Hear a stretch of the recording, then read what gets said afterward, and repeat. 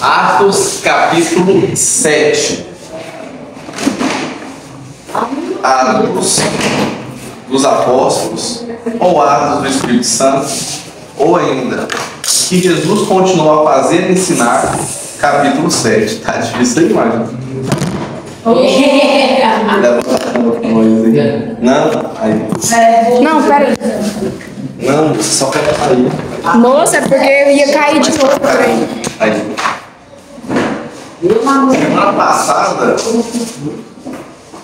Semana passada nós iniciamos o estudo e terminamos o capítulo 6. São 15 versículos apenas, né? Agora a gente tem aqui no capítulo 7, 60 versículos. Esse, capítulo 7. Esse é o maior capítulo do livro de Atos. E o sermão de Estevão, ele é o maior sermão que nós temos registrado no livro de Atos. Não é um sermão de Paulo, não é um dos vários sermões de Pedro, que a gente já viu, inclusive. Não é um sermão de Moisés, e sim o sermão de Estevão é o maior. Ele é o maior, não somente em quantidade, ele é maior do que os sermões que Jesus, que a gente tem registrado de Jesus também, né, com pretensão do monte, mas também em termos de densidade. Como vocês podem ver aqui nesse esboço, que separa em 5 partes o sermão de Estevão, que dura 53 versículos, os outros 7 é o que aconteceu após o sermão. Ele resume praticamente o Antigo Testamento inteiro. Eu não mandei tarefa de casa para vocês, porque não ia ser um capítulo, 2, 3 capítulos, uma passagem. Ia ser o Velho Testamento todo, praticamente, o Antigo Testamento inteiro. Então, Estevão, quando ele fala, ele está diante do Sinédrio, ele está diante dos fariseus, está diante dos saduceus, das principais autoridades judaicas, dos doutos da lei, dos teólogos da época, dos grandes teólogos da época, que eram como se tivesse doutorado em teologia na época, os mestres da lei, os que ensinavam a Bíblia, as Sagradas Escrituras, que eram o Antigo Testamento para as pessoas. Então, quando Estevão fala, ele espera dos seus ouvintes que eles entendam aquilo que ele está falando. Porque se eles não estiverem entendendo, quem mais entenderá? Certo? Então, por isso vocês vão ver muitas falas teológicas aqui de Estevão e que ele fala de forma resumida. Ele resume muito bem, né? E aí a primeira lição que a gente já tira desse sermão é isso. Ele resume muito bem, né? Ele resume muito bem. Que não é pelo muito falar que seres ouvidos, né? Isso não é um versículo, não, isso é uma fala. É porque você fala muito, você vai ser ouvido. A gente fala esse versículo bíblico, não é, tá?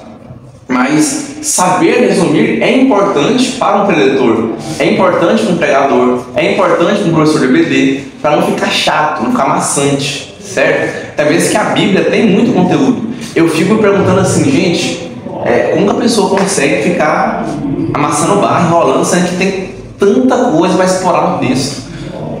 Preparar a aula, ainda mais uma aula como essa, é muito bom, mas você fica assim, cara, não dá tempo de falar isso, cara. Você tem que ficar, não, vou comentar isso aqui rapidinho, não dá pra entrar muito nesse ponto, peraí, o tanto de coisa que tem que ficar de fora, entende? O Rangel não tá aqui, mas ele entenderia também, então ele sabe como é que é. Então, o tanto de coisa que fica de fora, e tem gente que enrola, não faz sentido isso. Então a gente tem que saber resumir. E a gente vê que Estevão, ele não fala nada fonte e voz da minha cabeça, tudo Bíblia, Bíblia, Bíblia, Bíblia.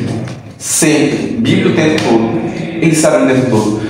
Eu até conversei com a gente ontem, depois do grupo de jovens, né? Falei, o ideal para a gente estudar bem estudado, explorar cada aspecto do sermão de Estevão, seria 4 lições, seriam 4 semanas, 2 a 4. Então 3 daria para explorar bem também, pelo menos 2. Olha, nem precisamos avançar, né? Já ficou sem TBD semana passada, porque foi aniversário da igreja, então precisamos avançar. Então nós não vamos fazer isso, vamos tentar trabalhar tudo agora. E alguns versículos requerem mais atenção, outros passa mais rápido, ok? São 60 versículos, se for 1 minuto por versículo dá 1 hora só aí. Então vamos ter que passar por cima de alguns e eu vou comentar de modo geral. Então vamos só relembrar rapidamente o contexto, né? Todos vocês estavam aqui sim na semana retrasada, né? Em Atos 6, todos vocês estavam, graças a Deus.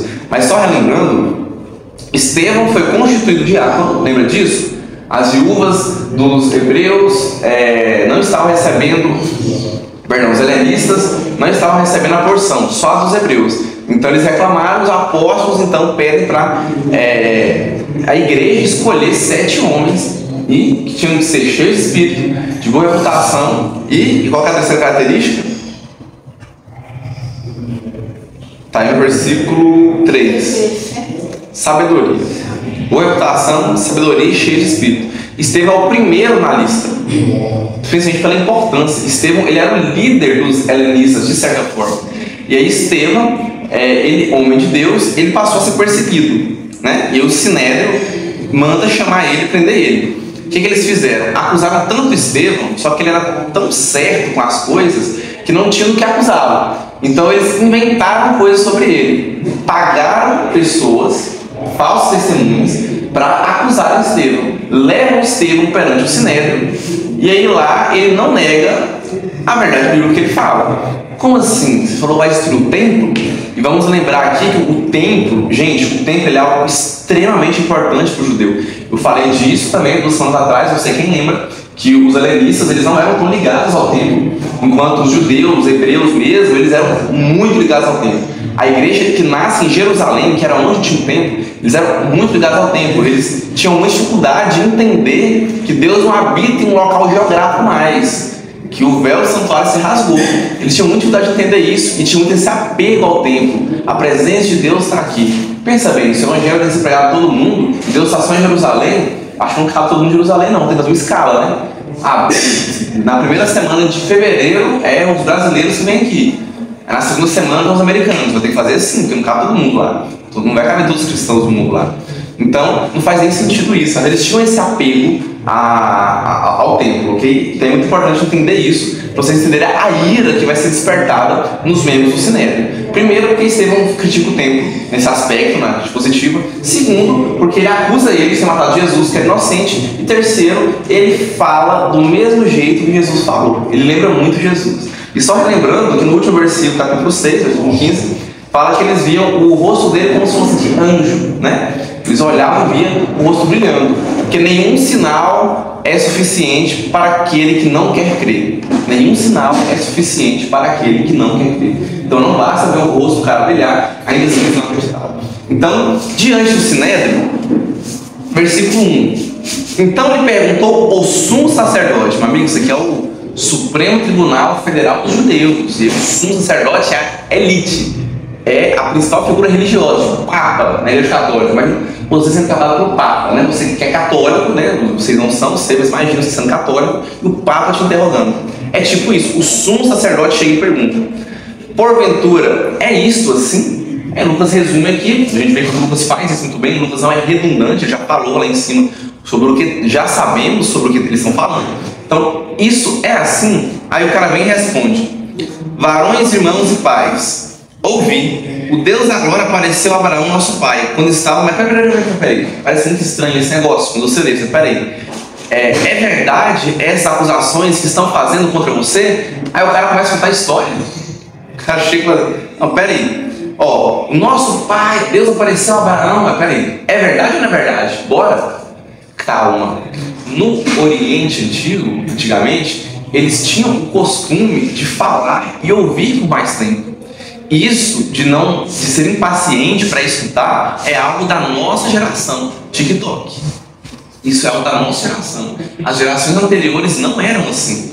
É tanto que os sermões de Jesus, eles eram extremamente longos, o pessoal escutava, ao ponto de Jesus falar assim: cara, não posso mandar esse povo embora sem alimentá-los. Então, alguém tem comida aí? E aí veio a primeira multiplicação de pães e peixes.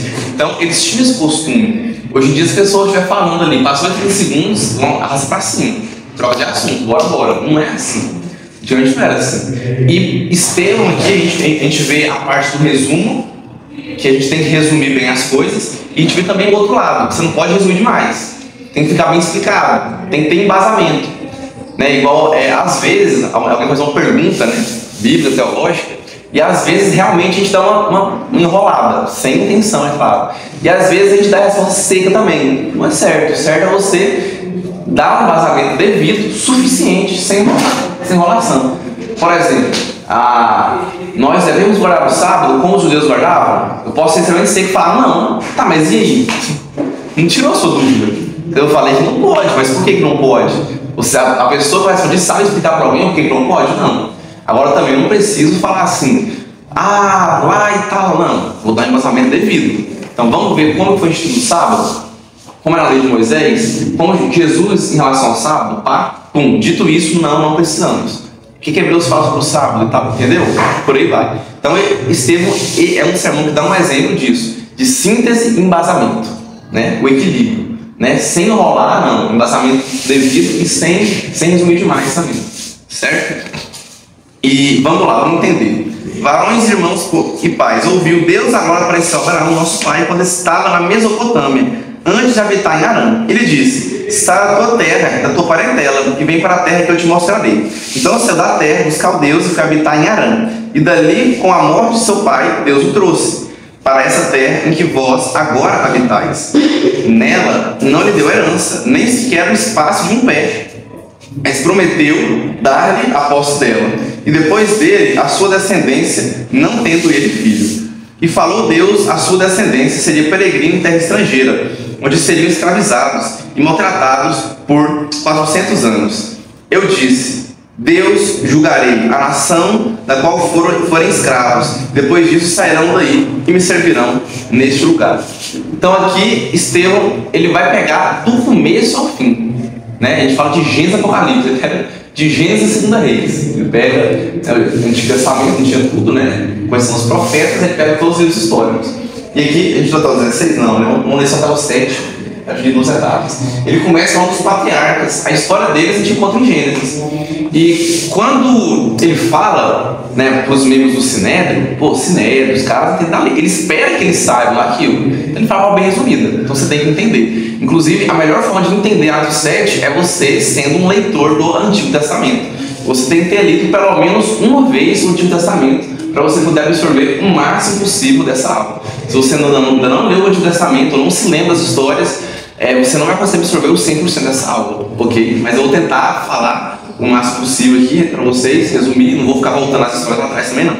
Então, bora lá. Ele fala, Deus deu a promessa a Abraão. Então, o argumento de Estevão é o seguinte: ora, antes da lei de Moisés, tem a promessa para Abraão. Abraão veio antes de Moisés. E ele até fala aqui o tempo, né? Olha aqui no versículo, cadê, gente? Versículo 6. Foram escravizados e maltratados por 400 anos. Foram 430. Aqui o que acontece é um arredondamento. Você tem um arredondo, né? Foi mais de 400 anos. Então foram 430 anos entre Abraão e Moisés. Então quer dizer que Deus fez a promessa para Abraão, e a partir dali ela já entrou em vigor. Lá em Gálatas, Paulo vai falar que nós somos descendentes de Abraão, não por sangue, mas sim por fé, porque Abraão foi salvo pela fé. De fé por fé, o justo viverá por fé. Então Abraão foi justificado pela fé. Da mesma forma, nós também seremos, somos, já fomos, amém, justificados pela fé, não por obras, sim por fé. E essa promessa veio 430 anos antes. O que Estevão quer dizer aqui é o seguinte: vocês estão falando muito da lei de Moisés, do templo e da terra prometida, porque eles valorizavam demais aquela terra. Essa terra é santa, essa terra é sagrada, não podemos sair daqui. Deus nos deu essa terra. Pois Abraão não viu nem o cheiro da terra prometida. Não tinha lei de Moisés, era de Abraão. Abraão antecede Moisés. Abraão é o primeiro patriarca. E Abraão não entrou na terra prometida. Nem por isso ele não viu Deus, nem por isso ele não andou com Deus, nem por isso ele não estava com Deus, ele não sentiu a presença de Deus. É isso que Estevão está dizendo aqui. Ele está trazendo esse argumento. Que Abraão antecede Moisés. E que Abraão não precisou entrar num templo. Quem construiu o templo é Salomão. Nem Davi tem a ideia, e ele não pode construir o templo porque suas mãos estavam sujas de sangue, pela guerra, inúmeras mortes que teve. Ele deixa tudo preparado para seu filho construir o templo. E, poxa, até chegar em Salomão, meu amigo, demora aqui, vocês estão mostrando para o Luigi aqui, tem todos os 7 primeiros livros da Bíblia, ainda Juízes, tem Esther também, 8º, e por aí vai. Então, Salomão construiu o templo. Não tinha templo na época de Abraão, não tinha, nem de Moisés tinha. Abraão foi na terra prometida, e a promessa veio primeiro para ele. Então ele usa esse argumento. Continuando, versículo 8. Então lhe deu aliança na circuncisão, assim nasceu Isaac, e Abraão o circuncidou ao 8º dia. De Isaac precedeu Jacó, e destes os 12 patriarcas. Então ele resumiu aqui aquilo que eu espero que vocês saibam também, que eu já falei isso em outras aulas também, para quem não sabe, né? Foi a sequência certa: Abraão, pai de Isaac, que ia matar e tal, beleza. Depois de Isaac vem Jacó, que muda o nome para Israel. Israel tem 12 filhos, onde vem o nome 12 tribos de Israel, ok? Continuando. Os patriarcas, invejosos de José, venderam-no para o Egito, mas Deus estava com ele. Mais uma história bíblica que eu não vou relembrar, você tem que se lembrar. É a história de José. Ele teve um sonho, e aí nesse sonho ele viu que os irmãos adoravam ele, e até o pai e a mãe. Que insinuação é essa? Os caras pegou e venderam ele, baratinho, né? Peixe de banana, jogou numa cova e vendeu o cara. Por quê? Por inveja. O texto bíblico é claro. Por inveja. Se você ler e for na dúvida, que está muito claro lá também em Gênesis, que é inveja. Mas tá aqui, tá vendo? A Bíblia interpretando a própria Bíblia. Sim, foi por inveja. Um dos piores pecados que existem. E livrou de todas as suas aflições, concedendo-lhe também graça e sabedoria perante Faraó, rei do Egito. Grava bem isso. Que o constituiu governador daquela nação e de toda a casa real. Sobreveio, porém, fome em todo o Egito e em Canaã. Houve grande tribulação. Nossos pais não achavam mantimentos. Mas tendo ouvido Jacó, que no Egito havia trigo, enviou pela primeira vez nossos pais. A segunda vez José fez reconhecer por seus irmãos e se tornou conhecida de Faraó a família de José. Então José mandou chamar Jacó, seu pai, e toda a sua parentela, isso é, 75 pessoas. Jacó desceu ao Egito e ali morreu, ele e também nossos pais, e foram transportados para Siquém e postos no sepulcro que Abraão lhe comprara a dinheiro dos filhos de Amor. Então aqui há um paralelo, né, entre José e Cristo. José é uma tipologia de Cristo, de certa forma, porque José foi rejeitado pelos seus irmãos, Jesus foi rejeitado pelos judeus, Jesus é judeu, seus irmãos. Ele foi entregue aos inimigos, entregue aos romanos. E Deus, porém, o exaltou sobremaneira, que o colocou como governador. Jesus está exaltado sobremaneira, que está assentado à destra de Deus. E ele é o Rei dos Reis. Então tem esse paralelo de Jesus e José muito interessante aí, ok? E aí Estevão, ele está jogando isso na cara deles. Olha a argumentação, olha. José foi rejeitado pelos seus irmãos. Grava isso. José foi rejeitado pelos seus irmãos. Ok? Continuando. Agora a gente finalizou a primeira parte, o resumo que ele traz ali de Atos, ou de Gênesis. Mas só uma coisa, isso aqui eu não vou ficar sem falar não. Isso não vou ficar. A parte que fala aqui no versículo 14, que fala que eu vou chamar 75 pessoas. Quando você vai lá, Êxodo, capítulo 1, versículo 5, fala que a família de José era de 70 pessoas. Espera aí, mas lá fala 70, aqui falou 75. Pronto, achei uma incoerência na Bíblia, né? Deveria ter uma contradição por causa mesmo. Não. Nessa contagem de 75, Estevão, ele está contando com Gênesis 46, versículo 20 em diante. Onde lá, quando conta a linhagem de José, inclui mais 5 pessoas, que eram seus netos. 2 netos, filhos de Manassés, acho um bisneto, que era neto de Manassés, e os outros 2 eu não me lembro, mas ele tem 5 pessoas que são incluídas como família de José também, ok? Então não tem nenhuma incoerência, certo? É o mesmo que você, um considera os netos, outro não. Tipo isso, ok? Então tá, versículo 17 em diante. Agora a gente vê a parte mais longa, né? Ele passa muito tempo falando de Moisés, porque o Moisés era a figura mais importante, né, para o judeu. Era a figura mais importante. Todos os patriarcas eram Moisés. Era a lei e os profetas, né? E a lei era Moisés, a lei de Moisés. Tanto falar o livro de Moisés. Moisés disse isso. Moisés era tipo Bíblia, literalmente. Era como se fosse Bíblia. Falava Moisés, lei de Moisés. Era tipo isso. Então Moisés, né, de Êxodo a Deuteronômio, então é muita coisa agora. O Pentateuco todo sendo resumido aí nesses primeiros 43 versículos, né? Então a gente tem Gênesis já, vai pegar Êxodo, vai pegar Levítico, vai pegar Números e Deuteronômio. Deuteronômio vem de segunda, né? Nome de lei, é o livro da segunda lei, onde tem as 613 leis que o povo de Deus tem que seguir. 613 leis. O judeu até hoje segue a teoria, segue aquelas leis lá. Okay? Então ele passa muito tempo que Moisés é mais importante, né, nesse aspecto para os judeus e para o contexto e para a acusação que ele estava fazendo. Então vamos lá, não vamos ler tudo de uma vez não, tá?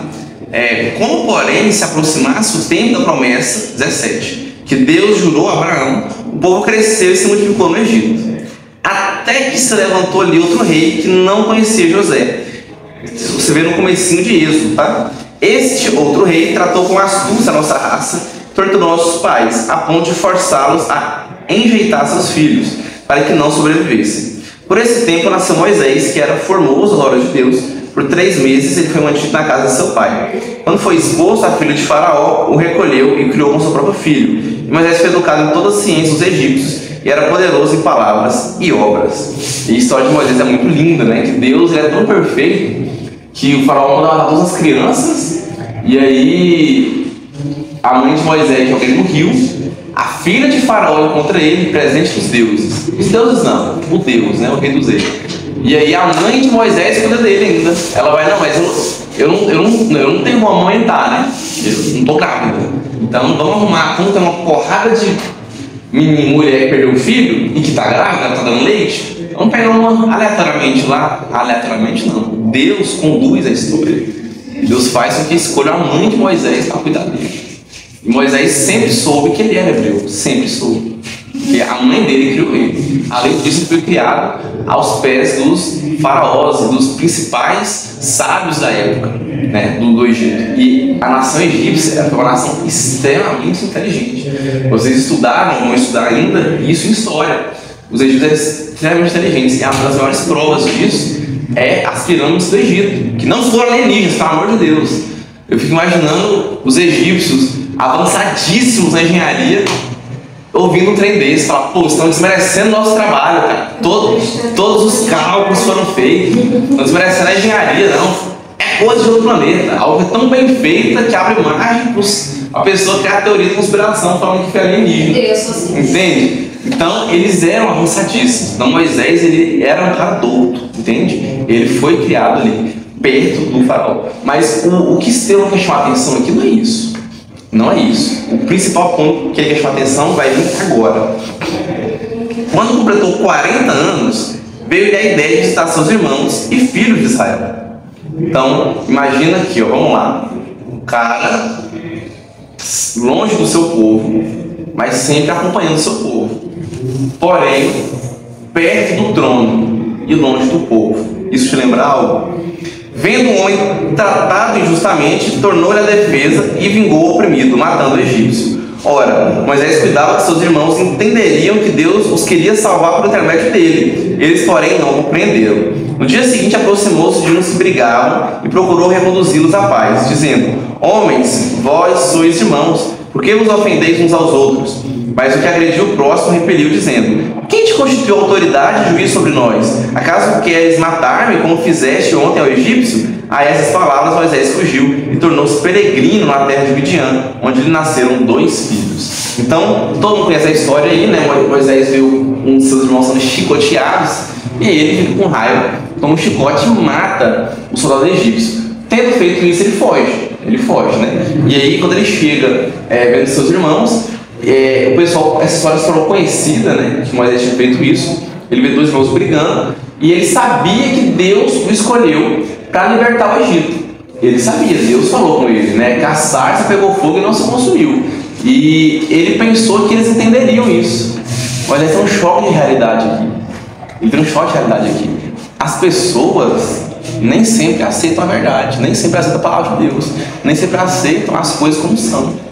E elas são brutas, sem educação, são duras.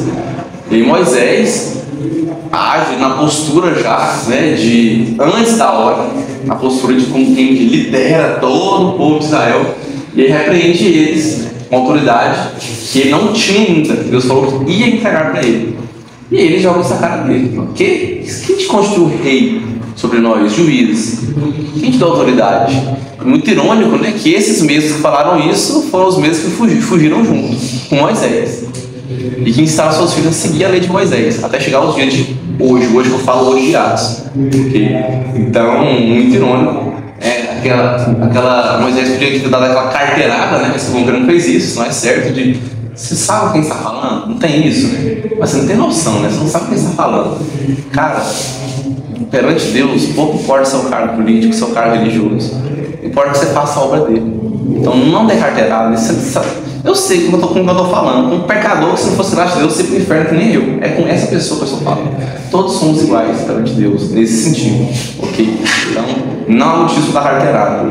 Outro aspecto aqui, grave isso de novo. Ele falou sobre José. José foi rejeitado pelos seus irmãos. Quando Moisés vai visitar os hebreus, o que acontece? Moisés é rejeitado pelos seus irmãos também, né? E aqui a gente vê o peso de um erro. O peso de um erro que Moisés cometeu assassinato. E a gente, como ser humano, a gente tem muito isso de rotular. A gente não tolera erros. A gente é assim. Porque não, se eu errar 10 vezes, eu quero perdão 10 vezes que a pessoa esqueça meus 10 erros. Mas se uma pessoa errar comigo, acabou. Meu amigo já era. Esquece. Jamais esquecerei. A gente tem maneira de rotular. Imagine que, vamos imaginar uma menina em São Luís que ela tem uma fama ruim de ficar com vários meninos. E aí ela se converte e vem para ele. Vai ser extremamente difícil para alguns não ficar rotulando ela de vadia, por exemplo. Vai ser muito difícil. Imagina um cara que já foi usuário de droga, foi traficante, fez uns pequenos furos, a polícia deu aquela educadinha, né? Porque de Goiás não deu aquela educadinha, e ele dá cadeia, ele se converte, comprou a pena, sai, começa a ir para a nossa igreja. E ele é jovem, tá? No interior de 18 foi preso, já me veio com 20 e poucos anos pra cá. Vai ser muito difícil a gente olhar na cara dele e rotular ele de bandido. Porque a gente é assim. A gente não esquece das coisas, a gente não perdoa as pessoas, a gente tem dificuldade de perdoar as pessoas, a gente rotula as pessoas, a gente olha o passado das pessoas. É claro que algumas pessoas mentem acerca de uma conversão e fica difícil olhar, não é o passado delas, porque há reincidências. Então não é passado, se é reincidência, faz de novo, se está no presente. Mas quando a pessoa realmente se arrependeu de verdade, a gente tem essa dificuldade. Mas quando é com a gente quer que as pessoas esqueçam rápido, que elas perdoem rápido. Mas quando é a nossa vez de perdoar e esquecer, a gente não faz. Podemos condenar uma pessoa por um erro, porque se for assim, graças a Deus, todos nós estamos condenados e rotulados pro resto da vida. Ok? Então, continuando aí a argumentação dele, José foi rejeitado pelos seus irmãos e Moisés também foi rejeitado pelos seus irmãos. Porém, Deus exaltou José e ele se tornou governador do Egito. Porém, Deus exaltou Moisés, que também foi rejeitado, e o instituiu como grande juiz que guiou e liderou o povo. Então, continuando aí, versículos 30 a 44. Decorridos 40 anos. Esse que eu já vi. Não, eu fui só até 29, né? Tá. Decorridos 40 anos, apareceu no deserto do Monte Sinai um anjo por entre as chamas de uma sarça que ardia. Moisés, porém, diante daquela visão, ficou maravilhado, aproximando-se para observar, ouviu-se a voz do Senhor. Eu sou o Deus dos seus pais, o Deus de Abraão, de Isaac e de Jacó. Moisés, tremendo de medo, não ousava contemplá-la. Disse: Senhor, tira a sandália dos pés, porque o lugar em que estás é a terra santa. Vi com efeito o sofrimento de meu povo no Egito. Ouvi o seu gemido e desci para libertá-lo. Vem agora e eu te enviarei ao Egito. A este Moisés, a quem negaram, reconhecer, dizendo: quem te constituiu autoridade e juiz? A esse enviou Deus como chefe libertador, com a assistência do anjo que lhe apareceu na sarça. Esse os tirou, fazendo prodígios e sinais na terra do Egito, assim como no Mar Vermelho e no deserto, durante 40 anos. Foi Moisés quem disse aos filhos de Israel: Deus vos suscitará dentre os vossos irmãos um profeta semelhante a mim. É esse Moisés que esteve na congregação do deserto, com o anjo que lhe falava, no Monte Sinai e com os nossos pais, o qual recebeu palavras vivas para nos transmitir. A quem nossos pais não quiseram obedecer, antes o repeliram e no seu coração voltaram para o Egito, dizendo a Arão: faze-nos deuses que vão adiante de nós, porque quanto a este Moisés que nos tirou da terra do Egito, não sabemos o que lhe aconteceu. Aqueles dias fizeram um bezerro e ofereceram um sacrifício ao ídolo, alegrando-se com as obras de suas mãos.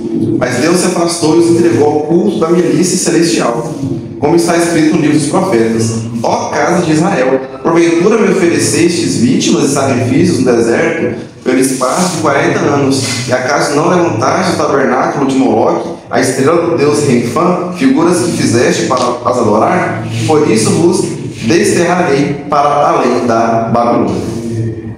Ok, seguinte, vamos lá, um pedaço grande, né? Vamos com calma. Esse Moisés que negaram, foi ele que Deus constituiu autoridade sobre eles. Eles falaram, quem te constituiu autoridade? Pois é, foi Deus. Olha o paralelo com Cristo. Cristo foi rejeitado. Olha onde Estevão quer chegar. Estevão ele está aqui respondendo a acusação sobre o templo. Ah, vai destruir o templo. Não, não vai destruir o templo. Não precisa destruir o templo, mas é que não precisamos mais do templo. Porque Jesus já veio e Ele é o Senhor. Olha a ênfase que Ele dá. Ó. Deus escolhe Moisés, com validação que Moisés era escolhido, Ele realizou sinais e prodígios. A Bíblia traz somente sinais e maravilhas para autentificar. Moisés caga de medo. Quem leu a história sabe, ele não quer ir. Senhor, meu irmão é muito melhor que eu. Quem é irmão de Moisés? Arão. Irmão de Moisés. Arão é muito melhor que eu. Muito melhor que eu. Não, mas eu quero você vai lá.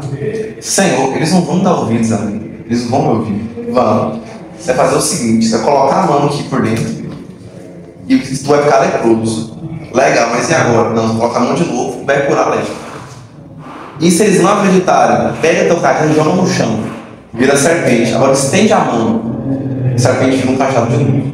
Se eles não acreditarem, aí o problema é deles. É porque, mesmo curado, quem não viu e creu. E tem gente que mesmo vendo não acredita. Fazer o quê? Mas a primeira coisa que Deus faz para validar o profeta é sinais e prodígios. Assim como Jesus, quando ele vem, ele faz sinais e prodígios ao ponto de alguns judeus olhar e falar, cara, quem vai fazer sinais e prodígios maiores do que esses? Eu acho que não tem como alguém fazer, então não tem como, esse cara tem que ser o Messias. Porque o Messias é aquele que vai realizar mais sinais e prodígios a qual nunca vimos antes. E que após ele ninguém mais fará. Quem pode fazer algo maior que isso? Ressuscitar alguém, andar sobre as águas, acalmar uma tempestade. Ele tem poder sobre os céus e a terra. O cara faz comida e multiplica comida. O cego de nascença passou a enxergar, nunca se viu isso em Israel antes. Um paralítico foi curado, não faz sentido esse cara. Tem que ser o Messias. Porque havia debate entre eles. Uns mesmo que ainda não acreditam, outros, porém, mediante as provas físicas, eles opa, não tem como, tem que ser. Então, esse é o paralelo que é feito aqui com Jesus. Que Moisés foi rejeitado e Moisés fez sinais e maravilhas. E aí depois eles reconheceram Moisés em tempo. E que espera-se que os judeus reconhecessem também. Deus, repare, ele sempre primeiro tenta pregar para o seu povo. Jesus, quando chega, e a ordem para os discípulos é justamente essa: em Jerusalém, em Samaria e até os confins da terra. Jerusalém era a capital do Reino do Norte. Vamos entender isso melhor. Estamos estudando o reinado de Israel, né, nos estudos de jovens. E Samaria era a capital do Reino do Sul. Então, eram as duas capitais, duas principais cidades do reino de Israel. Então, pregue para eles. Depois, até os confins da terra. Nós somos os confins da terra, né? Então, primeiro pregou para os judeus, para depois chegar até lá. E, na verdade, primeiro os judeus sempre rejeitaram a mensagem. Sempre. É isso que Estevão está dizendo aqui. Os irmãos de José, o povo, os hebreus, né? O povo de Moisés, seus irmãos, os irmãos de Jesus também, os judeus, não foi diferente. Certo? Não foi diferente. Eles também rejeitaram a Cristo. Ok? Continuando. Quando fala assim, ó, que aqui, ó, 39. A quem nossos pais não quiseram obedecer e antes o repeliram e no seu coração voltaram ao Egito. Eles não voltaram literalmente para o Egito, eles estavam no deserto, ficaram lá 40 anos, né? Peregrinando lá. Porém, ele 40 anos mesmo, 40. Porém, no seu coração eles sentiram saudade da antiga vida. Ah, não, estamos passando fome. Deus traz um maná do céu, um pão doce, assim, uma delícia de pão. Aí os caras comem maná todo dia, enjoa, reclama, né? Aí reclama. Ah, não, mas pelo menos lá no Egito eu comia carne. É muito melhor eu ser escravo no Egito e comer carne todo dia do que ficar aqui nesse deserto comendo maná do céu, bebendo água de rocha, né? Então, como deve ser massa viver naquela época, que havia mar vermelho, pessoa caiu lá do céu, eu queria viver naquela época. Queria. Você é isso aí, ó, desse jeito aí. Não só tava perdido. Você queria, mas se Deus começar a assinar esse valor na sua vida, e Deus faz maravilhas na sua vida assim, amém por isso, mas você faz como eles também. Tu reclama do que Deus está te dando. Então, tu tá reclamando, aí não tem base, não tem desse, cara. Deus faz cair lá do céu, reclama. Então, no seu coração, eles sentiram saudade do Egito. E a gente vê que, assim, isso é uma tipologia de Cristo também. Moisés, o libertador. Assim como Moisés libertou o seu povo da escravidão no Egito, Jesus nos liberta da escravidão do pecado. Então, somos livres do pecado. Porém, algumas pessoas, mesmo após a sua liberdade do pecado, sentem saudade da sua antiga vida. Sentem saudade. Você não vê que tem gente que flerta com o pecado? Que, nossa, mas antigamente, agora eu sou crente, mas antigamente eu podia pegar quantas pessoas eu quisesse. Agora não pode. Mas antigamente eu podia beber à vontade, antigamente eu podia me drogar quanto eu quisesse. Antigamente eu não importava em falar palavrões, eu podia falar tudo que eu desse na telha. Mas hoje em dia não. Antes a gente podia ficar com raiva de alguém, antes a gente podia se aporrar de alguém sem peso da consciência, mas hoje em dia eu não consigo fazer isso. Antigamente eu podia odiar alguém, mas hoje em dia eu tenho que perdoar. Às vezes a gente sente falta da antiga vida. É erradíssimo isso. Você está sendo como os israelitas que estavam 40 anos no deserto. Deus andando com eles, de dia e de noite, provendo alimento, comida, proteção, e ainda assim com saudade da antiga vida. Eu lhe garanto que essa vida agora é muito melhor. Eu te garanto isso. Senão vocês nem estariam aqui, vocês também sabem disso. Vocês sabem disso. Estar com Cristo é infinitamente melhor do que qualquer coisa que esse mundo tem a oferecer. Todas essas coisas que você teve exemplo aqui são coisas que te consomem, que te corrompem e que pode até causar uma falsa sensação de alívio e de prazer no momento, mas não é algo bom por si só. É algo prazeroso, mas não é algo bom. É algo que não preenche o vazio que só Deus pode preencher na sua vida. Então não seja como os israelitas que em seu coração voltaram ao Egito. Não volte em seu coração a antiga vida. E só mais um outro exemplo, também não tenha inveja do ímpio. Às vezes você nunca teve essa vida, mas às vezes você olha pro ímpio e fala, cara, é bom demais, né? Você vê, o cara foi pra balada, fez o que fez, viveu até que quando beirou os 30 anos, ele converteu. E eu tô aqui minha vida inteira assim, cara, isso é um pensamento extremamente materialista. Isso é a sua carne gritando dentro de você. Isso é satânico. A reda de Satanás. Sai daqui. Isso é satânico, esse tipo de pensamento. Inveja do ímpio fazer o mal. Chega em qualquer pessoa que teve essa vida, foi só um pequeno exemplo, tem vários outros, ou que teve alguma outra vida parecida com essa e que se converteu, e pergunta: se tu pudesse soltar o tempo, você faria diferente? Sem sombra de dúvidas. Pessoas que tiveram essa vida falam: cara, mantém firme, não entra nesse caminho não, porque é um caminho sem volta. Aí nós que estamos nesse caminho, não, a gente tem inveja deles, né? Não faz sentido. Porque não faz sentido. Então não queira voltar para o Egito em seu coração e nem cobiçar a vida do ímpio em seu coração. Você tem que viver de modo que o ímpio tem inveja para muito forte, que o ímpio deseje ter a sua vida no bom sentido, ao ponto de entender como você vive assim, mesmo sem fazer as coisas que ele faz, e parece que você é mais feliz que ele. Qual o segredo da felicidade? Hoje não teve aula. Foi quinta ou sexta-feira? Eu acho que foi quinta-feira. Quinta-feira entrei na sala de aula, no segundo ano do ensino médio. Entrei como sempre entro, abro a porta. Bom dia, meninos. Normal. Vou até minha cadeira, né, para colocar o material e começar a resolver exercício no quadro. Não convoco minha mesa. Bom dia, meninos, e entro. Onde chegou? Bom dia, professor. Professor, qual o segredo? Sempre sorrindo, sempre alegre, assim. Eu sei que tem dias que a gente não tá legal. Minha mãe, eu mesmo vejo por ela. Tem dia que a mãe não tá legal. Mas o senhor, eu nunca vejo o senhor para baixo. Tá sempre alegre, sempre. Você quer saber o segredo? Tava com o copo na mão, a bolsa no outro. Eu vou te falar em uma palavra o segredo. Bebi, coloquei em cima da mesa. Cristo. Esse é o segredo. Porque você me decepciona, eu te decepciono, os alunos me decepcionam, minha namorada me decepciona, minhas mães me decepcionam, as pessoas me decepcionam, o mundo me decepciona, a escola me decepciona, eu me decepciono, mas Cristo, Ele nunca decepciona. Então, quando eu embaso e deposito a minha felicidade em Cristo, ali sim eu encontro a verdadeira felicidade. Porque se depositar em mim mesmo, eu sou incapaz, eu vou me machucar, eu vou me ferir, eu vou me decepcionar. Então, esse é o grande segredo. Deposite em Cristo. Sempre há motivo de se alegrar. Beleza, legal. Tinha até outra pessoa lá também, uma assembleana, que está meio passadinha, ouvindo também na hora. Serve a Deus, isso que importa, isso é o principal. E seja feliz. Jéssica, você comentar no negócio? Não, é porque sobre a questão dos povos, que Deus tirou ele da escravidão, mas no coração deles ele ainda estava escravo, né? Aí eu lembrei de Romanos 12:2. Tem que ser transformado. Metanoia. Ótima colocação, Jéssica. Romanos 2:12 fala da metanoia, né? Assim, mudar a nossa mente. Não basta só sair do Egito. O Egito tem que sair de você. Essa frase. Ele saiu do Egito. O Egito nunca saiu deles. Quem nunca ouviu isso na pregação, o cara pregou errado. Então, tem que falar isso. Então, realmente, o Egito nunca saiu deles. Então, assim, transformar a nossa mente. Amém?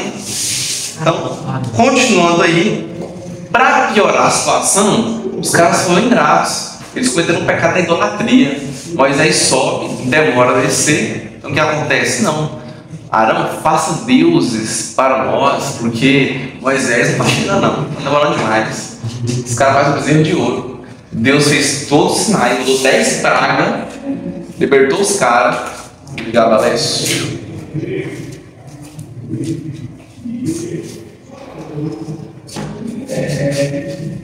Os caras com um bezerro de ouro que nós fizemos. Lembra de ontem, episódio de ontem da classe da Davi, que assistiu? Saul não, glória de Saul. Aqui, ó, isso aqui é pra minha glória.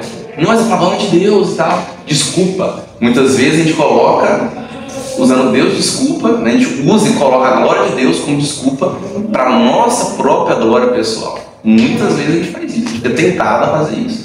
Cuidado. O ser humano é bicho egoísta. Nosso ego grita dentro de nós.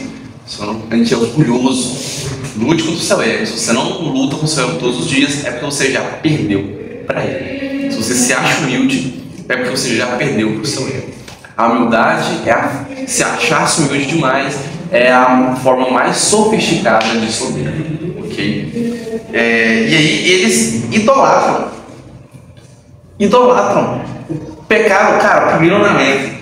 Moisés está vindo lá, primeiro mandamento na tábua: não terás outros deuses diante de mim. Primeira coisa que Moisés vê: se tem placa, tem história, né? Se tem placa, tem história. Se Deus está mandando, é porque tem gente fazendo. Tá de brincadeira. Então eles descem, ele desce e vê isso.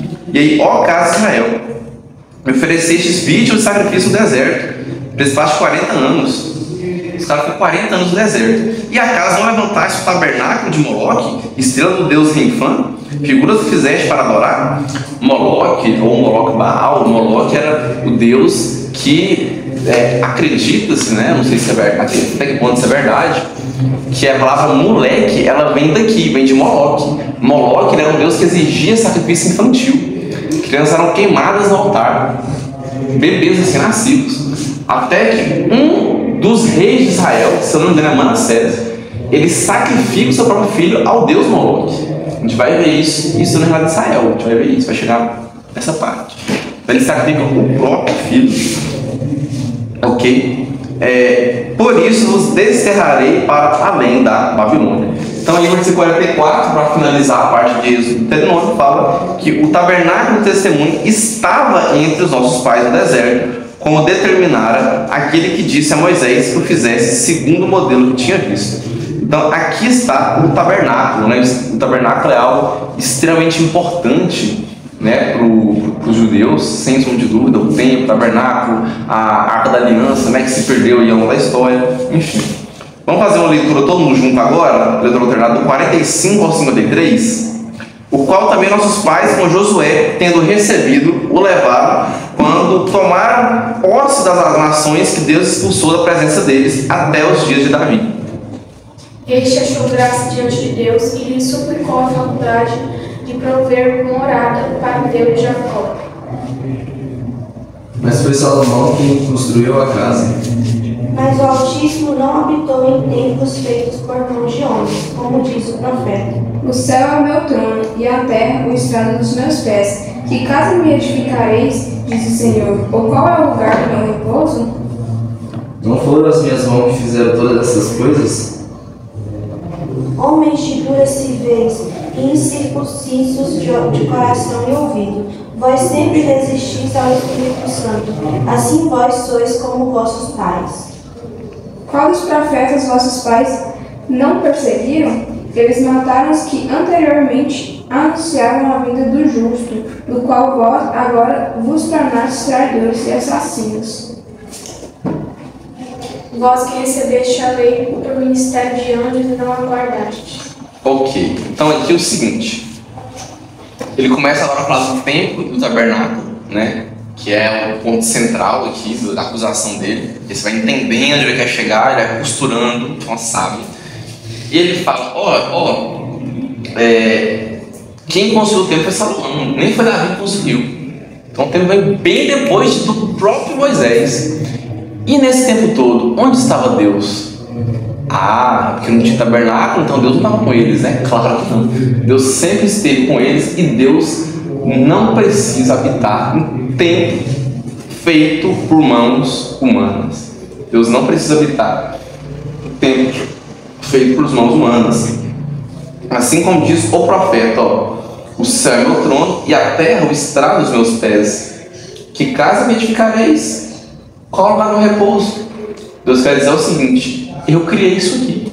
Aí vocês querem usar agora uma parcelinha insignificante dos elementos da natureza que eu criei para fazer uma casa para mim. O céu é meu trono, a terra é o estrado dos meus pés. Então, como se tudo, a terra toda é minha, o céu todo é meu. Eu criei tudo. Eu não habito em uma casa feita por mãos humanas. Eu não preciso de um lugar para morar. O mundo é meu. Eu sou onipresente. Eu não preciso de uma casa para morar. É isso que Deus está falando. Esse tempo traz isso e joga isso na cara deles. Abraão não teve tempo. Não teve. Foi Davi que... Aliás, nem foi Davi. Davi deixou preparar para Salomão construir. Moisés o próprio Moisés não teve tempo. Então, o que esse termo está dizendo é o seguinte: isso vocês estão falando para mim, que o templo, a importância do templo, você quer que a gente destrua o templo, que Deus não habita mais no templo, isso é blasfêmia. Você está sendo um revolucionário, rebelde, um herege, indo contra os princípios bíblicos, indo contra o que Deus falou. Você não fala, do contrário, eu estou voltando à origem, que o original era sem templo, era Deus não habitando em templo feito por mãos humanas. Que quem quis fazer o templo foi Davi, para poder guardar a aliança. Ele que quis fazer o templo, entende? Deus achou legal, vamos fazer, beleza. Foi feito o templo. Mas Deus não depende de templo. E lembrando que o véu do santuário se rasgou. Esse é o principal sinal. Um pedação de pano, grosso, espesso, rasa, e o povo ainda mesmo assim não acredita. Tá de brincadeira. Então, continuando aí, homens de dura cerviz e incircuncisos de coração. Obedecer é melhor do que sacrificar, né? Lá em Samuel fala isso. E sim, né? 1 Samuel 15, do versículo 20 alguma coisa. Tá antes do 23 ali, eu acho. Tá perto. Então, obedecer é melhor que sacrificar. Não adianta nada você ser circuncidado, você guardar o sábado, seguir a dietinha judaica, você ir nas festas judaicas, mas seu coração não é de Cristo. Não adianta nada você sair do Egito, estar marchando rumo à terra prometida, mas seu coração não é de Deus. Seu coração está lá ainda. Não adianta nada você circuncidar da carne, mas seu coração não. Homens incircuncisos de coração, de dura cerviz, isso é coração duro. Vocês estão resistindo ao Espírito Santo. Isso está falando aqui no texto bíblico de forma clara. Não somente vocês resistindo ao Espírito Santo, mas como os vossos pais fizeram. E aí ele, tá vendo? Os vossos pais, os nossos pais rejeitaram José. Nossos pais rejeitaram o próprio Moisés. E depois, pior, nossos pais rejeitaram Deus. Rejeitaram Deus. Da mesma forma, vocês estão fazendo isso também. Estão resistindo o Espírito Santo de Deus. E aí vem a doutrina, né? Da graça irresistível. É possível resistir à graça de Deus ou não é possível? Este é a de Deus. Não vou passar muito tempo falando sobre isso, não tem muita coisa para comentar aqui, ainda mais no final, mas na parte da aplicação, no que acontece depois. Mas eu acredito sim que a graça pode ser existida, eu já falei isso para vocês aqui, assim como esse pessoal que todo para mim resistiu à graça de Deus, assim como olha essa revelação especial que eles estão tendo aqui diante deles, os membros do Sinédrio. Estão resistindo à graça de Deus, por mais que alguns membros do Sinédrio se converteram. Eu acredito finalmente nisso, que teve um ou outro ali que converteu depois. Dos fariseus teve, certeza. Um ou outro ali que convertido. Dos 70 não é possível, pelo menos um ou dois, penso eu. Ok? Talvez que tem um que a Bíblia, enfim, tem uma possível conversão de fariseu, a gente vai entender isso no finalzinho desse capítulo. Ok? Qual dos profetas, nossos pais, não perseguiram? Então, lembra de Samuel? A gente viu na cena ontem, né? Nossa, deve ser massa demais. O cara é profeta de Deus, o cara chega, todo mundo já cala, respeita. Olá, não, calma, é um profeta de Deus. O que ele falar aqui é Deus falando. Você acha, mas você queria ser igual Samuel? Você viu onde ele estava no começo da série, antes daquela cena top, que durou alguns minutos? Você viu onde ele estava depois? Ele estava recluso, só ele e um discípulo, orando, falando com Deus o tempo todo. Antes de você dar um show, e o show não é seu, que é para Deus, tá? A glória não é sua. Mas antes de você ter um momento desses, assim como o Samuel teve, você tem que ter vários momentos a sós com Deus de oração. Então, antes de dar uma aula de EBD, antes de pregar, antes de louvar, antes de você ensinar para evangelizar, antes de dar uma boa ação, antes de qualquer outra coisa que você vai fazer para a obra de Deus, isso requer um tempo de preparo, você e Deus. Isso requer um tempo de preparo muito maior do que o tempo que você passar ali em ênfase, fazendo o ato em si, ok? No caso ali, Samuel chega, né, e chega com notícia e não era coisas boas não, né? Ele chega e fala que você fez algo errado. E Deus mandou falar que ele não está mais com você. E Samuel amava muito a Saul. Né? Ele fala que ele chorou, né? A série traz isso também, que ele chorou quando Deus falou isso para ele. Ele ficou triste em ver, ele falava como se fosse um filho. Então, triste com ver o filho cometendo no pecado e ver que Deus vai retirar a mão dele, vai tirar o Espírito Santo dele. Acabou. E é isso. E Saul fica ali, então, desolado. Porque, pensa bem, você é rei, o cara chega e fala, você está errado, o cara não gosta. Ainda mais, ficou bem representado isso, né? Então aquela glória, acabou de vencer os Amalequitas, estão festejando, né? Esse Brasil ganhou o Hexa, o Brasil. Aí chega o cara lá, humilha ele publicamente, fala, não, você está errado. Depois ele vai lá e faz o serviço que eles tinham que ter feito, Saúl tinha que ter feito isso.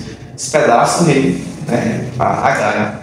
Então, muito cuidado, obedeçam a voz do Senhor, né? A lição que fica ali também é essa. E entendam que nem sempre as pessoas vão receber de bom grado a palavra de Deus. A verdade dói, mas é verdade. A gente é assim às vezes. Você quer uma prova que a gente é assim às vezes? Só pega fácil. Deixa o pastor vir e te repreender. Deixa eu chegar em você e te repreender. Como o líder de Jó, chegar e falar, olha, isso e aquilo. Você não vai achar bom. Ninguém acha bom. Né? Mas não tem que achar bom, não. Tem que achar arrependimento no seu coração. Eu posso estar errado? Posso. A senhora não pode estar errado? Pode. Mas normalmente, quando o seu líder espiritual chega em você e fala alguma coisa, antes de contestar, antes de ficar com raiva, antes de empurrar, fechar a cara, a primeira coisa que você tem que fazer é não ter um coração duro, cômodo aqui, não ter duro serviço. Então, você quebrantar o seu coração e pensar, pera, eu vou analisar cada palavra e ver se procede. Essa é a postura. Uma postura de humildade, de ouvir e tentar melhorar. Vamos, deixa eu ver se procede. Ouve e depois reflita em casa. Porque a nossa primeira reação, sempre que a gente é confrontado com alguma coisa, ou às vezes questionado, ou aconselhado, ou repreendido, é de confrontar mesmo, de se defender, rebater. Não, mas isso... Ou, cara, se você está sendo repreendido, não é momento de você falar, é o momento de você ouvir. Ouve primeiro, fala depois. E fala com humildade. Ouça mais do que fala. Ouça e pense nisso depois se procede. Mas não é pensando, não, viajando na maionese não. Ora e coloca diante de Deus. Claro que, como eu disse, somos seres humanos, a gente pode errar. E tem pastores aí que, gente do céu, é lobo disfarçado. Que faz pegar a mão nas ovelhas, mas enfim. Que aí esses caras não, mas é um líder de respeito, como os pastores não. O pastor é muito coerente, a gente sabe, inclusive, pastor Orlando, eu vou falar pessoalmente agora, eu gosto muito da forma que ele repreende. Ele sabe chegar e sabe conversar. É claro que a repreensão também, né, ela tem que ser um pouco dura às vezes. Não tem jeito, né? Eu lembrei de uma coisa que o Bolsonaro falou na eleição uma vez. O cara tá vindo de armado, já com flor? Com flor pra ele? Não é o discurso. Então, se você fez besteira, né, cara, não tem como chegar também um tomzinho assim: olha, meu doce amado Alessio, o negócio é o seguinte, meu filho, não podia ter feito isso. Pô, não sou sua avó não, parceiro. Não sou sua avó não. Entendeu? Fala, cara, você não podia ter feito isso, você sabe que não. É uma essência de educação também, a gente sabe repreender. Também a pessoa se coloque no lugar da pessoa que você está repreendendo. Se coloque no lugar dela. Então, saiba repreender sem passar a mão na cabeça, de forma sábia, e não ter um coração duro e ouça a repreensão. Isso é extremamente importante, porque ouça a repreensão. Versículo 53. Vocês receberam a lei por ministério de anjos e não guardaram. Ele usa o argumento seguinte: os anjos trouxeram a lei para Moisés e vocês não guardaram a lei, mesmo assim. E a gente vê muito essa analogia lá em Hebreus, a gente tem um estudo de Hebreus sobre isso, né? A lei de Moisés ela é inferior, e um dos argumentos utilizados pelo autor desse conhecido de Hebreus é que essa lei veio por mãos, por intermédio dos anjos. Agora, na antiga aliança, já na nova aliança, o intermediador é Deus. Jesus Cristo é o intermediador. Então não é os anjos. Então, pum, já mostra algo superior. Então, essa é a aplicação do versículo 51 até o 53, né? Então, tudo isso que ele fala, ele resume todas as histórias aqui. Engraçado que ele pega só o versículo 45 para falar do Josué dos Juízes, né? E no próprio 45 já começa outras coisas. E aí a aplicação dele é essa: que não adianta se converter na teoria, mas na prática não. Ter todas as atitudes, todos os rituais, mas o seu coração nunca foi circuncidado. Seu coração é duro e não aceita repreensão, porque aqui Estevão está repreendendo o Sinédrio. Mas espera aí, tome carteirada. Quem é você para repreender o sumo sacerdote? Quem você pensa que é para repreender o Supremo Tribunal dos Judeus, 70 anciãos? Quem você acha que é? Você sabe com quem você está falando? Mas se ele soubesse com quem ele está falando, se ele soubesse quem eu sou, quanta prepotência, quanta prepotência. Se eles tivessem essa humildade, baixar a cabeça e falar: erramos, errei no moleque. Assim como um jovem que vai ser mencionado agora, talvez as coisas tenham sido diferentes na vida deles. Outro aspecto importante, antes de continuar: Estevão, ele entende que o cristianismo e o judaísmo terão uma ruptura. Porque, lembrando, como que surge o cristianismo? A gente surge do judaísmo. A ideia de Jesus, ele não quis instituir uma nova religião.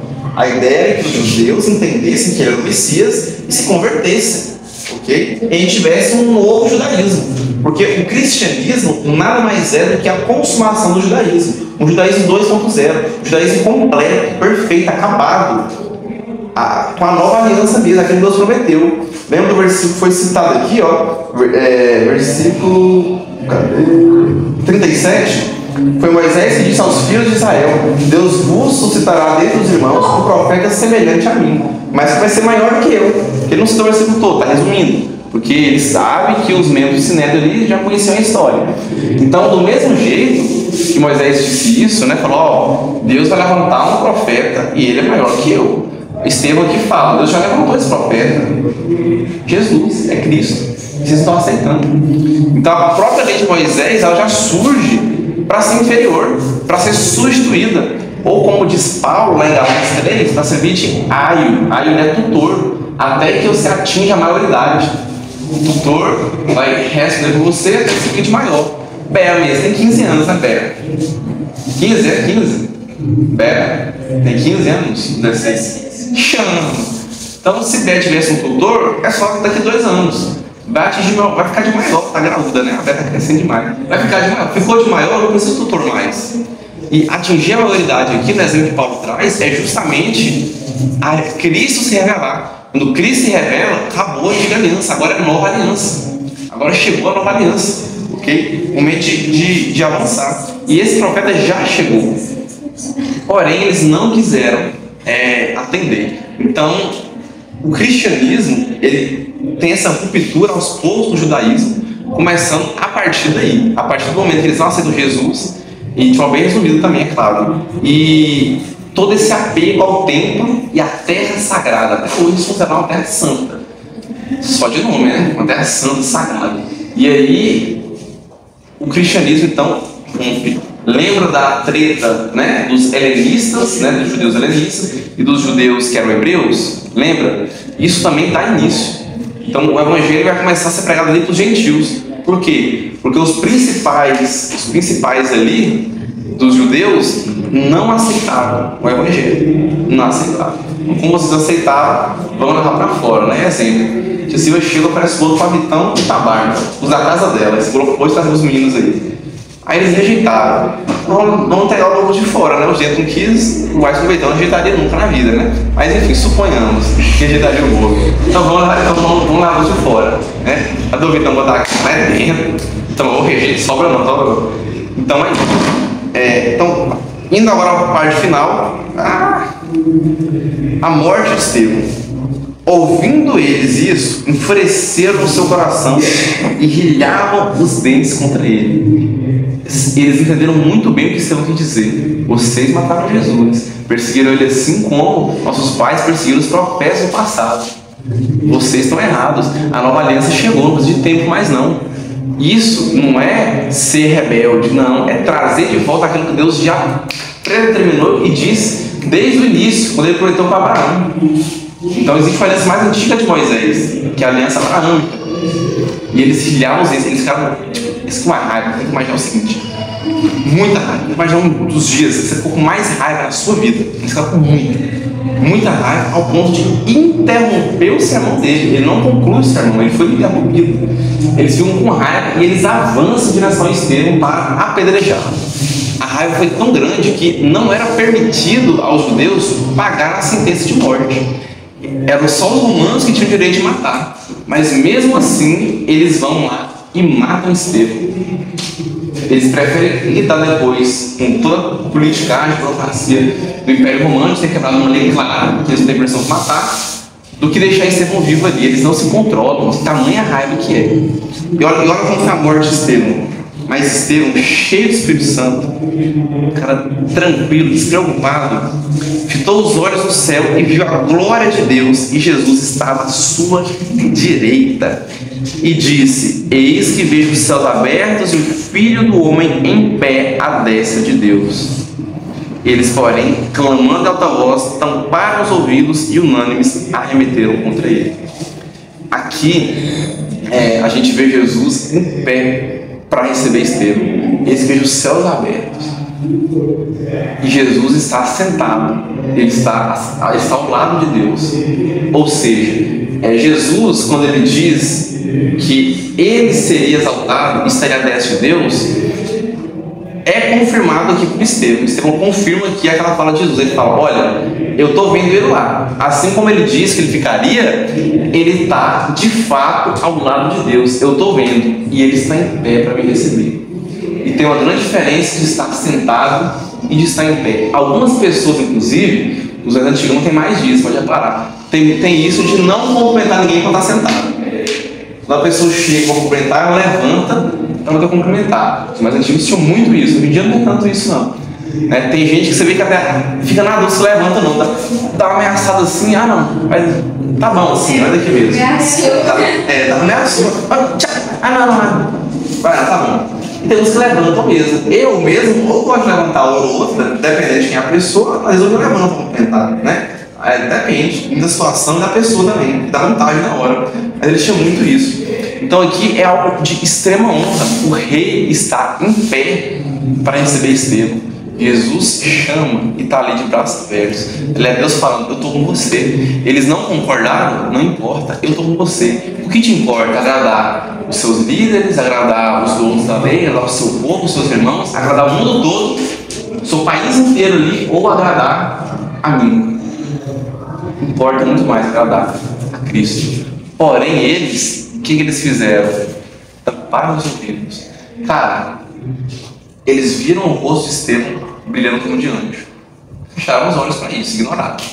Focaram mais que estava falando, estavam vendo. E aí, após Estevão falar essas coisas, eles tamparam os ouvidos. Sabe quando você não quer acreditar? Sabe quando lá no fundo você sabe que está errado? Sabe quando as verdades se doem? Como eu falei como quando você é repreendido, por exemplo, que dói, você não quer ouvir. Você faz o quê? Tampa os ouvidos. Não faça isso aqui não, que não faça não, passo nessa fase. Não. Mas você tampa os ouvidos quando você finge estar escutando, mas não está escutando. Quando você finge estar escutando, está no celular. Quando você vira as costas para aquele que você fala e vai embora. Ou quando você fica pensando em outras coisas e só fala mas não está ouvindo. Você está tampando os ouvidos para Deus. Não está ouvindo a voz de Deus. Inclusive, numa pregação, num culto. Então, Estevão fala a verdade. Estou ouvindo, ele está lá. Não quero ouvir. Por quê? Porque eu estou certo e eu não quero que ninguém discorde de mim. Nós vamos te matar aqui e agora. E lançando fora da cidade. Então, não foi com licença, senhor, probisério, o senhor gostaria de se retirar do templo que a gente apedrejasse? Não, foi lançado para fora. Foi lançado, tchau, expulsaram, carregaram ele. Levaram ele à força para fora. E as testemunhas deixaram suas vestes aos pés de um jovem chamado Saulo. E apedrejaram Estevão, que invocava e dizia: Senhor Jesus, recebe o Espírito. Então, ajoelhando-se, clamou em alta voz: Senhor, não lhes impute esse pecado. Com essas palavras, adormeceu. E eu, com o mesmo versículo 1, e Saulo consentia na sua morte. As testemunhas que deixaram suas vestes, porque na lei de Moisés, as testemunhas tinham que ser as primeiras a jogar pedra. A analogia de jogar pedra, inclusive, ela vem disso, né? Quem nunca pegou, atira a primeira pedra, toda essa cultura, né? Então, o termo popular hoje, que acusar significa jogar pedra, ela está jogando pedra em mim, está me acusando, vem disso. A testemunha, então eu vou lá, a Ana e a Jéssica do São Zabé. Bé foi acusada porque ela foi fazer o bolo e ela usou um leite condenado vencido no bolo e condenou o bolo todo. Está condenado o bolo, porque usou leite condenado vencido. Acusão Zabé. Se Bé for apedrejado por isso, é só um exemplo, vai falar que eu não sei apedrejado por isso. Não queimou arroz, né? Então, não precisa divorciar não. Entenderam? Então, eu, Jéssica e Ana, temos que ser os primeiros a jogar pedra. Esse ato significa: nós estamos falando a verdade. Eu sou assim de verdade. Eles deixaram suas vestes lá dizendo: é verdade. Nós afirmamos que é verdade. Só que não, a gente sabe que essas testemunhas eram falsas, né? Foram contratadas. A gente viu isso lá no capítulo 6. E Lucas agora ele introduz o personagem mais importante do livro de Atos. Pedro é o segundo personagem mais importante, mas Paulo é o personagem mais importante. E a gente vê que ele introduz sempre de forma muito sábia. Ele fala os diáconos e já introduz Estevão.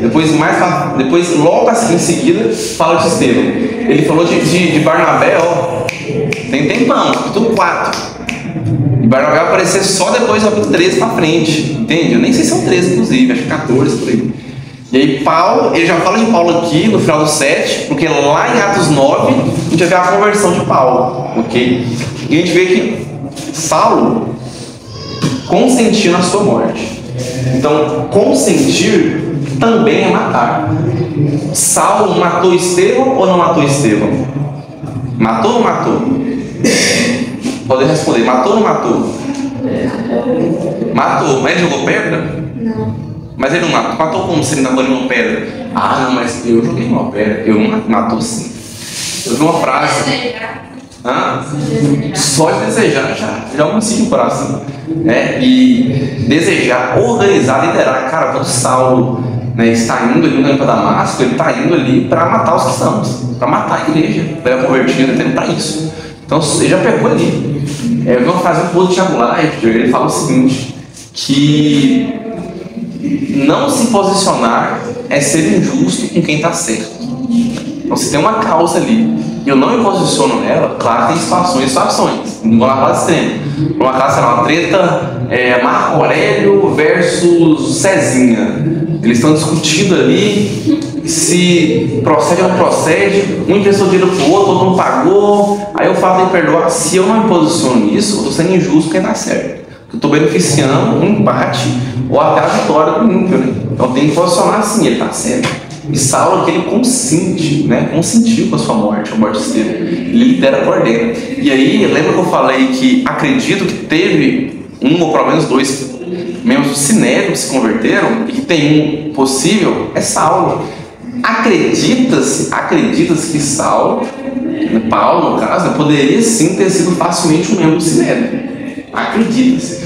Uma coisa é fato, Paulo tinha ligação com o Sinédrio, ele tinha uma grande ligação com o Sinédrio, ele tinha muita moral lá dentro. Ele era fariseu, ele fala isso lá em Filipenses 3, né? 3? 1 ou 3? Acho que era 3. Ele fala que ele era fariseu, como eu sou fariseu. Treinar os pés de Gamaliel, que era alguém muito influente, então era muito provável que Paulo foi sim. A gente não pode afirmar, mas é muito provável que Paulo foi um membro do Sinédrio. Porque ele foi um fariseu politicamente influente, ele foi, mas membro do Sinédrio. Aí também, por que isso é importante? Porque se Paulo foi membro do Sinédrio, então ele não era solteiro, e sim viúvo. Lembra que ele fala em 1 Coríntios 7? Irmãos, eu gostaria que vocês fossem aqui, né? Eu, sem mulher, vocês poderem dedicar inteiramente ao Evangelho. Mas se você não consegue segurar esse fogo aí, se casa, não peca não, né? Então eles têm que procriar, né? Ele fala sobre celibato é o dom de Deus. Então tem esse debate, se Paulo era viúvo ou se Paulo era solteiro. Paulo nunca teve relacionamento. Então se Paulo foi membro do Sinédrio, então ele já foi casado. Então ou ele era divorciado, que era muito difícil, né? Muito difícil na época. Mas ela deu um motivo, né? Para ele continuar com o cargo dele, sendo divorciado. Ou Paulo era viúvo, ele perdeu a esposa, né? Ele era casado, ele poderia até ser casado nessa época. Porque ele jamais seria membro do Sinédrio se ele não fosse casado. Então seria um pouco provável. Então tem esse debate aí, e isso aqui é um argumento a favor, né, de quem pensa que Paulo não era solteiro, ele era viúvo. Uma coisa é falar, sendo membro do Sinédrio ou não, Paulo tinha influência. Tem pessoas que não precisam de cargos para ter influência política. Tem pessoas que não precisam de cargos para isso. Cara, o cargo sempre ajuda, mas algumas pessoas não precisam, não depende de cargo para influência. E sem dúvida, Saulo era um desses. Tanto que ele que lidera a caravana que vai matar os caras. E ele sabia articular politicamente, porque ele pede autorização do Império Romano, ele vai lá e ganha autorização. Ele, opa, essa vai ser a maior vez. Vamos matar esses caras, esses hereges. Chegando lá, eles se tornam deles, ele é convertido. E aí fica para Atos 9, fica para daqui 2 semanas essa lição. Mas antes disso, na semana que vem, estudaremos então Atos 8. A gente vai ver que a primeira perseguição em massa da igreja. Lohan, você falou que quando Pedro e João são presos, aquilo lá foi a primeira perseguição à igreja. Foi a primeira perseguição à igreja. Só que vai ser a primeira perseguição em massa, pública mesmo, pegando pessoas que não fizeram nada mesmo, literalmente. Aqui a igreja começa a ser perseguida. Além disso, a gente vai ver o famoso caso de Filipe pregando em Samaria, a segunda, entre aspas, descida do Espírito Santo. O Espírito já estava aqui na terra, tá? É o segundo Pentecostes. A gente tem 3 Pentecostes, estou colocando aspas para vocês não confundir na Bíblia. Atos 2, Atos 8 e Atos 10. Atos 2, Jerusalém, a expressão desce em Jerusalém. Atos 8, desce em Samaria, Filipe está em Samaria aqui. E Atos 10, confins da terra, na casa de Cornélio. Cornélio era um gentil. Então, os gentios recebem o Espírito Santo. Então, os de Jerusalém já receberam o Espírito Santo, agora é o momento dos samaritanos receberem o Espírito Santo também. E aquela famosa passagem de Filipe e eunuco, né? Ele batiza o eunuco na água. E ele é então transladado. O que aconteceu? Filipe teleportou, de fato? Ou ele foi correndo muito rápido? Deus deu um poder para ele de teleporte? Deus deu um poder para ele de super velocidade? O que aconteceu para chegar lá tão rápido? Teremos isso na semana que vem. E fica aí a lição: não tenha um coração duro e ouça a voz de Deus. Não feche seus olhos, não feche seu coração, e muito menos os ouvidos, quando Deus falar com você. Amém?